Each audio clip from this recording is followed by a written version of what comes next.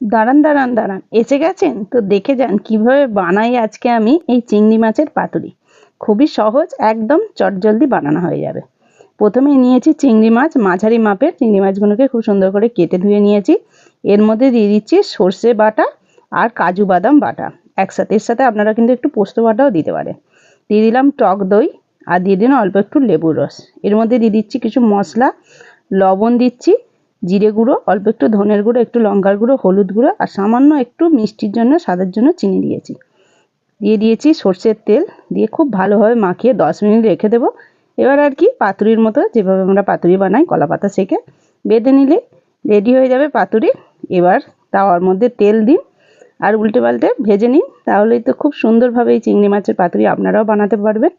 আর বন্ধুরা, তোমরা কিন্তু ভিডিওগুলো দেখছো, চ্যানেলটা কিন্তু সাবস্ক্রাইব করছো না, আমি কিন্তু সব বুঝতে পারছি। তো তাড়াতাড়ি সাবস্ক্রাইব করে দাও, লাইক করো।